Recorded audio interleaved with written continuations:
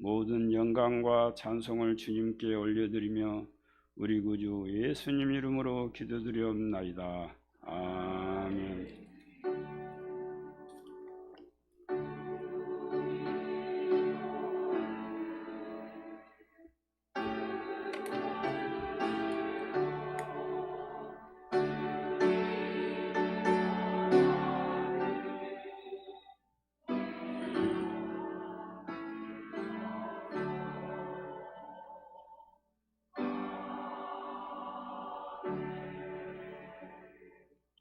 하나님 말씀 누가복음 22장 14절에서 23절입니다.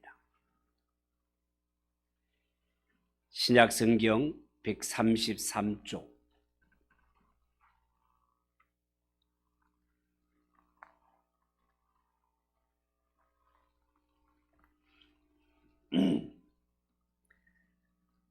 누가복음 22장 14절에서 23절까지 한 절씩 교독하겠습니다. 때가 이르매 예수께서 사도들과 함께 앉으사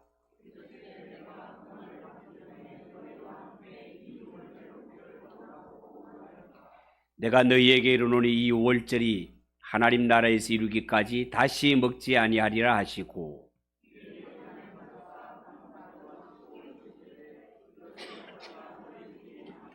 내가 너희에게 이르노니 내가 이제부터 하나님의 나라가 임할 때까지 포도나무에서 난 것을 다시 마시지 아니하리라 하시고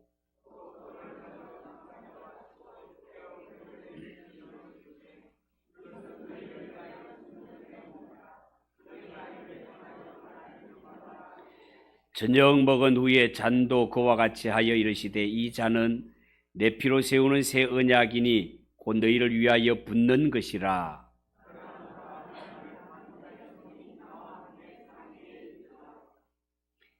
인자는 이미 작정된 대로 가거니와 그를 파는 그 사람에게는 화가 있으리로다 하시니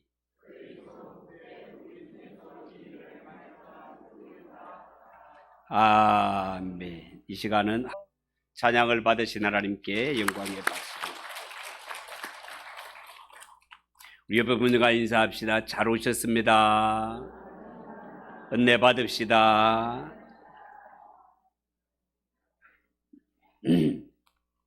자, 오늘 읽은 이 말씀을 가지고 예수님의 피 새 언약의 중심 따라해 봅시다. 예수님의 피 새 언약의 중심. 예수님의 피 새 언약의 중심.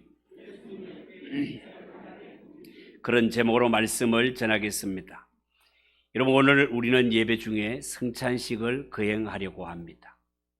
성찬이란요, 우리 예수님께서 친히 정하시고 명령하신 바 떡과 포도주를 먹고 마심으로 말미암아 예수님의 죽으심을 증거하는 성례, 다시 말해서 거룩한 예식이 되겠습니다. 그러므로 이 성찬에 합당하게 참여하는 자는 영적으로 주님의 살과 피를 먹고 마심으로 은혜가 됩니다.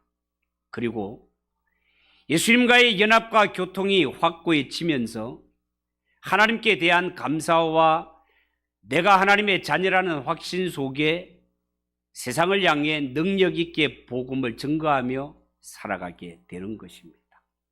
그런 의미에서 오늘 이 본문 말씀을 통해 구체적으로 성찬이 의미하는 진정한 뜻이 무엇인지를 살펴보기를 원합니다.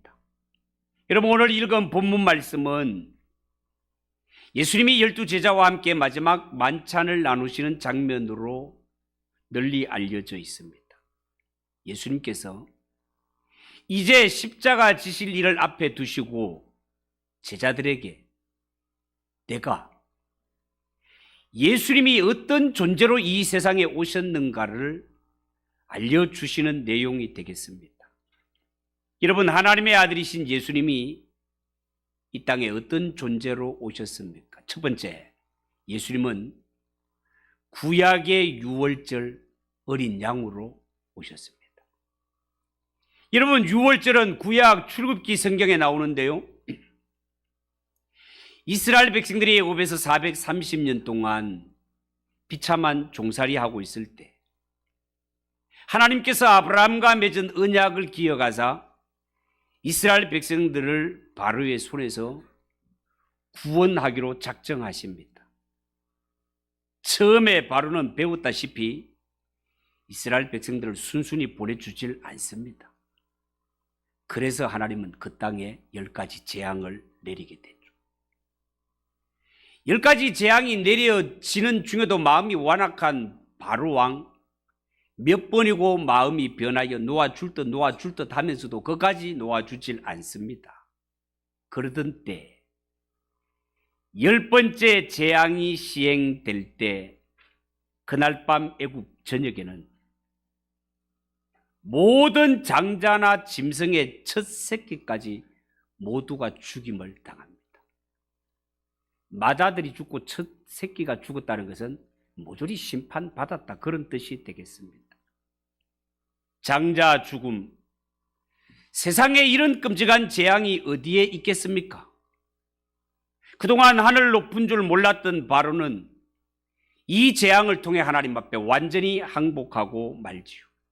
자, 그런데 중요한 것은 애굽 전역을 돌면서 장자를 쳐버리던 죽음의 사자가 애굽 사람들만 찾아간 것이 아니라 이스라엘 백성들에게도 찾아갔다는 사실이에요. 이 죽음의 사자가 애굽 사람뿐만 아니라 이스라엘 백성들의 집도 찾아갔다라는 말은 하나님 앞에서는 애굽 사람도 이스라엘 사람들도 똑같이 심판받아 마땅한 자들이다, 그런 뜻입니다. 그런데 이스라엘 자손들은 하나님의 말씀에 순종하여 문설주와 임방의 바른 어린 양의 피 때문에 죽음의 사자가 그냥 지나가고 넘어갔기 때문에 이 심판의 밤을 기억하며 지키는 절기가 유월절, 심판이 나에게서 넘어갔습니다. 이 모든 것은 하나님의 은혜입니다. 를 기념하는 절기가 유월절이 되겠습니다. 그래서 출애굽기 12장 13절에 보면 내가 애굽 땅을 칠 때에 그 피가 너희가 사는 집에 있어서 너희를 위하여 표적이 될지라, 내가 피를 볼 때에 너희를 넘어가리니 재앙이 너희에게 내려 멸하지 아니하리라. 14절 너희는 이날을 기념하여 여호와의 절기를 삼아 영원한 규례로 대대로 지킬지니라. 하나님이 말씀하셨습니다. 그리고 유월절을 지킬 때는 누룩이 없는 무교병 떡을 먹기 때문에 유월절을 무교절이라고 부르기도 하였습니다. 여러분, 이처럼 유월절은 어린 양이신 예수님이 구약에 어떻게 예언되었는가를 말씀해 주신 사건이기도 합니다. 그래서 오늘 본문 15절 16절에 보면 이르시되 내가 고난을 받기 전에 너희와 함께 이 유월절 먹기를 원하고 원하였노라. 내가 너희에게 이르노니 이 유월절이 하나님의 나라에서 이루기까지 다시 먹지 아니하리라. 그렇게 말씀하셨던 것입니다. 여러분, 구약의 유월절의 실체이신 예수님이 친히 오셔서 자신이 유월절 어린 양으로 하나님의 백성들의 죄를 대속하기 위해서 자신이 친히 하나님께 속죄 제물로 드려질 것을 예수님이 그 입으로 말씀하고 있습니다. 그래서 예수님께서는 고난받기 전, 십자가에 못 박혀 죽으시기 전에 이 유월절에 참여하심으로 말미암아 나는 하나님의 아들이요 이 죄인을 구원하기 위해 오는 속죄 양임을 증거하고 있는 것입니다. 두 번째, 예수님은 오시되 흠 없는 어린 양으로 오셨습니다. 여러분, 구약 성경에 보면 죄인을 대신하여 죽을 속죄물이 될 어린 양은 흠이 없어야 되는 것이었습니다. 흠이 없다라는 것은 태어날 때부터 결함이나 흠집이 있으면 안 된다는 것입니다. 하나님께 제물로 드려지는 것은 정결하고 깨끗해야 된다는 겁니다. 여러분, 베드로전서 1장 18절 19절에 보면 너희가 알거니와 너희 조상이 물려준 헛된 행실에서 대속함을 받은 것은 은이나 금같이 없어질 것으로 된 것이 아니요 오직 흠 없고 점 없는 어린 양 같은 그리스도의 보배로운 피로 된 것이니라. 그렇게 말씀했습니다. 자, 그러니까 유월절에 피 흘렸던 흠 없는 어린 양, 이 어린 양은 곧 오실 예수 그리스도를 상징하는 것이었단 말이죠. 그래서 사도 베드로는 어린 양 같은 그리스도의 보배로운 피로 우리가 구속함을, 구원함을 받게 되었다고 그렇게 증거하고 있는 것이다 말입니다. 뿐만 아니라 신약 성경 요한복음 1장 29절에 보면 이런 말씀이 있죠. 이튿날 요한이 예수께서 자기에게 나오심을 보고 이르되 보라, 세상 죄를 지고 가는 하나님의 어린 양이로다. 예수님보다 6개월 먼저 오셔서 오직 하나의 사명, 내 뒤에 오실 예수님이 누구냐를 증거하기 위해 오신 세례 요한. 이 세례 요한은 예수님을 가리켜 뭐라고요?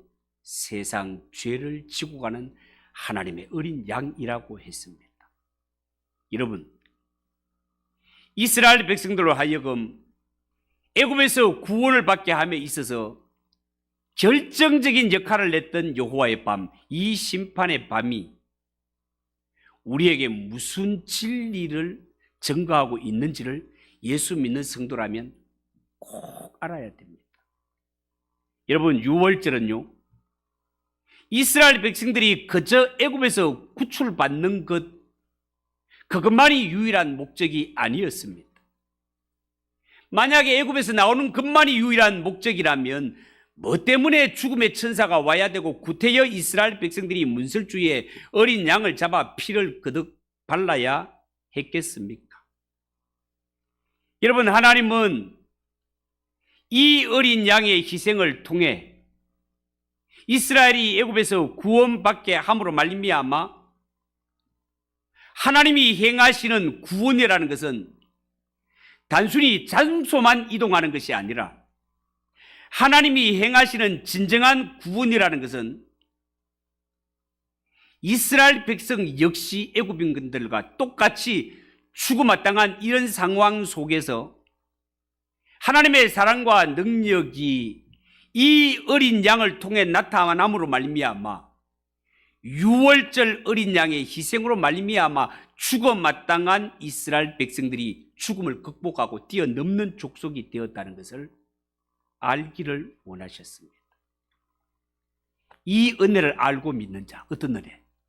나도 애굽인처럼 죽음마땅한 죄인임에도 불구하고 나에게는 어린 양의 피의 희생이 있었기 때문에 내 대신 피 흘린 그 희생이 있었기 때문에 나는 그 덕분에 구원을 얻고 그 덕분에 죽음의 재앙이 넘어갔다는 사실을 알고 믿고 고백하는 자, 그 사람은 이스라엘 백성이든지 타국이든지 차별 없이 구원을 받게 되는 진리를 알아야 된다는 거죠.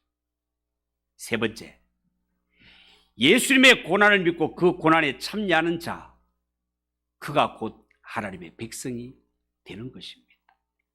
여러분, 유월절에 희생된 어린 양의 고난이 나를 대신한 예수 그리스도의 십자가 고난인 줄 알고 이 십자가의 고난과 죽으심을 상징하는 오늘 이 성찬식의 떡과 잔을 먹기로 작정된 자, 이 떡과 잔을 받으면서 이 떡은 곧 날 대신하여 찢기신 예수님의 몸입니다. 이 잔을 받으면서 이 잔은 예수님이 날 구원하기 위해 십자가에 흘리신 피입니다. 이 사실을 인정하고 참여하는 자, 그들은 모두가 차별 없이 하나님의 언약 안에, 약속 안에 들어와 하나님의 자녀가 될 수 있고 구원받은 하나님의 백성이 될 수 있습니다. 이 진리를 아는 자는 입을 모아 한결같이 하나님, 나의 나된 것은 오직 하나님의 은혜입니다. 예수님의 은혜입니다를 고백하지 않을 수 없단 말이죠. 그리고 하나님의 은혜로 구원받은 자들은 결코 나를 살리기 위해서 어린 양이 피를 흘렸다는 사실을 잊어서는 안 될 것입니다. 만약에 내가 구원을 얻게 된 것이 누군가 나를 대신하여 죽으셨고 죽으신 그분이 바로 예수님이라는 사실을 잊어버리거나 부정하게 될 때 그는 구원의 대상이 아니라 진노의 대상이 될 것입니다. 여러분, 이것이 신약에 어떻게 성취되고 있습니까? 그것은 바로 어린 양 대신 예수 그리스도 안에 있을 때 누구든지 예수님을 나의 구주로 믿고 영접할 때 구원과 영생을 얻게 된다는 진리로 우리에게 새겨지고 적용되고 있습니다. 인간은 너나 할 것 없이 모두가 죽어마땅한 죄인들이었지만 이스라엘은 유월절 어린 양 희생으로 살게 되었습니다. 이것을 바르게 알고 바르게 믿는 자는 구원에 관한 한 절대로 인간의 노력이나 공로를 요만큼도 첨가하려고 해서는 안 될 것입니다. 정말 그렇습니다. 성경에서 말하는 구원에 관한 한 오직 어린 양 대신 예수 그리스도가 구원의 중심에 놓여 있어야지 그 여분디기에라도 인간이 한 다리 걸치려고 해서는 안 된다는 것입니다. 왜요? 구원은 인간의 힘과 능으로 되는 것이 아니라 오직 하나님의 은혜, 오직 십자가에 흘리신 예수님의 피만으로 가능하기 때문에 그렇습니다. 구약에는 죄사함을 받기 위해 짐승이 피를 흘렸는데 짐승이 흘리는 제사, 이 제사는 완전치 못했기 때문에 매년 제사를 반복해서 드렸습니다. 그러나 예수님이 오셔서 십자가에 흘리신 피 흘리심, 예수님이 십자가 지심은 하나님이 받으시는 완전한 제사였다고 성경은 증거하고 있습니다. 이를 두고 히브리서 10장 10절 이하를 보면, 여러분 앞에 화면을 보십시오. 이 뜻을 따라 예수 그리스도의 몸을 단번에 들이심으로 말미암아 우리가 거룩함을 얻었노라. 제사장마다 매일 서서 섬기며 자주 같은 제사를 드리되 이 제사는 언제나 죄를 없게 하지 못하거니와 오직 그리스도는 죄를 위하여 한 영원한 제사를 드리시고 하나님 우편에 앉으사 그 후에 자기 원수들을 자기 발등상이 되게 하실 때까지 기다리시나니 그가 거룩하게 된 자들을 한 번의 제사로 영원히 온전하게 하셨느니라. 십자가에 단번에 자신을 드림으로 말미암아 우리의 죄 문제, 죽음의 문제를 완전히 해결하시니가 예수님이심을 믿으시기 바랍니다. 여러분, 예수님께서 죄 문제를 위해서 십자가를 지셨기 때문에 이제 우리는 피 흘리는 제사가 다시는 필요 없는 자가 되었음을 믿으시기 바랍니다. 이제는 피 흘리는 제사가 아니라 날 대신하여 피 흘리신 주 예수 그리스도, 그분을 나의 구주로 믿기만 하면 죄 사함을 받는 길, 하나님의 자녀가 되는 길이 활짝 열리게 되었습니다. 예수님이 이 길을 열어주셨습니다. 누구든지 믿으면 하나님의 자녀가 된다는 것이 새 언약의 골자를 이루게 되게 되었다, 그 말입니다. 우리 오늘 이 성찬을 통해서 떡을 떼고 잔을 나눌 때 이 떡은 예수님이 날 대신하여 살찌기신 것을 기념하는구나. 잔을 받으실 때는 예수님이 날 대신하여 피를 흘리심으로 내가 죽음의 재앙을 면하게 되었구나, 구원받게 되었구나, 하나님께 감사하는 동시에 또 하나, 나도 예수님처럼 살겠습니다. 내 몸 버려 다른 영혼을 구원할 수 있다면 예수님 가신 그 길을 나도 가겠습니다. 이것을 다짐하며 참여하는 것이 성찬 예식이라는 것을 여러분 꼭 명심하시고, 이 예식을 통하여 은혜를 받으며 예수님처럼 살겠다고 다짐하고 각오하는 그런 은혜 시간 되시기를 주님의 이름으로 축복합니다. 우리 다 같이 229장 찬송을 1절, 2절, 3절 부르겠습니다. 229장입니다.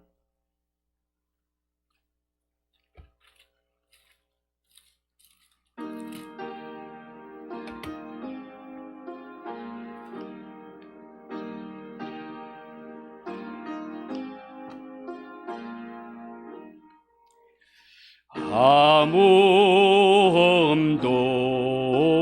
없고